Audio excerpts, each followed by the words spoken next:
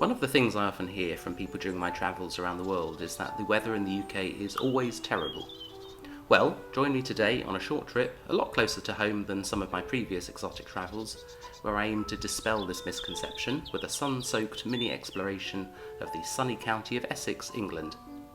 Okay, well, I admit it's not always like this, but for the next couple of days at least, I'm lucky enough to experience midsummer Mediterranean conditions without even having to get on a plane. I'm staying at Dynes Cottage, a beautiful thatched building from the 1600s, which is filled with character and quirky little details.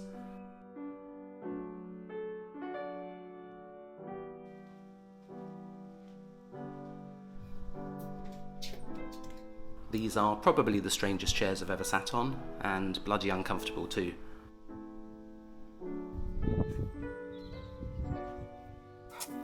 Hello.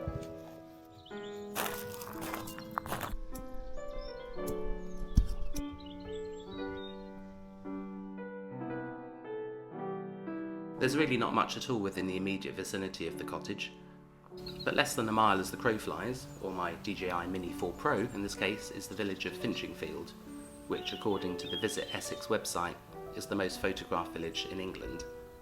Parts of it certainly could be off a chocolate box.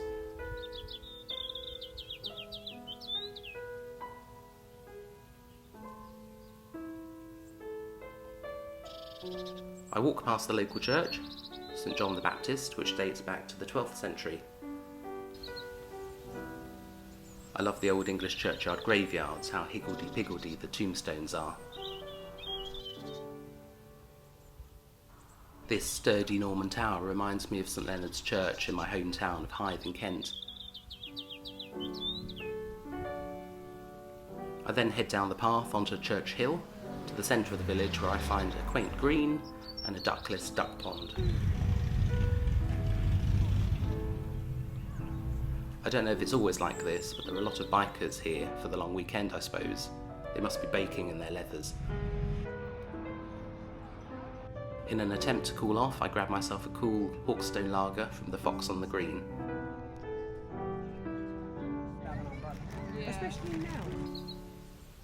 After lunch I try to get closer to this windmill, but I can't find a direct route, if there is one.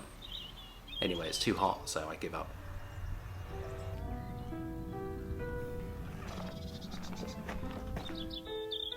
Finchingfield's picture perfect, but it's small, so I head on further afield to Saffron Walden, a beautifully preserved medieval market town which is known for its timber frame buildings and winding lanes.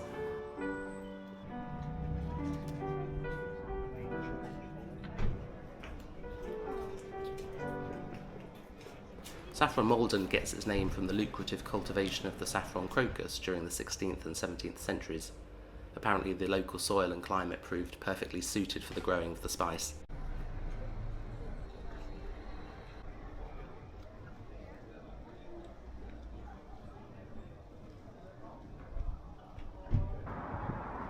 As usual in my travel vlogs, all the music you hear is my own. If you'd like to support me in growing this channel and producing more content like this, please like, subscribe, comment, share. I do appreciate it.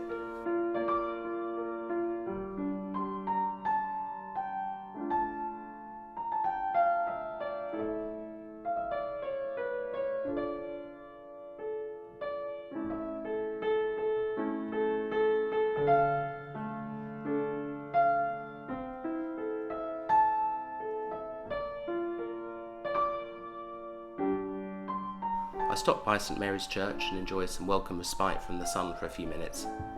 Apparently, standing at 59 metres, it's the largest non-cathedral church in Essex. How about that for a claim to fame?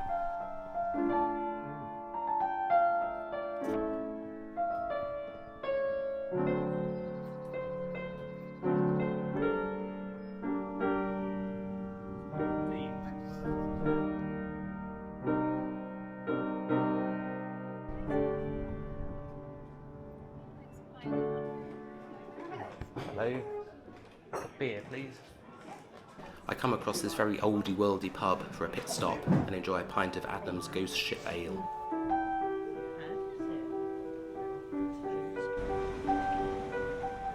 So far, none of the beers I've had actually come from Essex, so I now decide to continue the pub theme by next calling in at the King's Arms in search of some more local refreshment.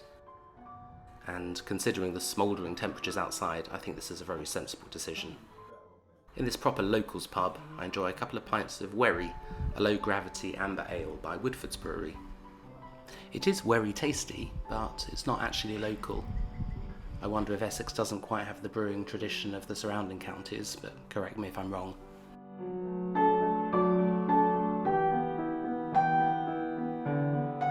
And as I reflect on a pleasant day in North Essex, and on a lingerie shop by Elizabeth Gash,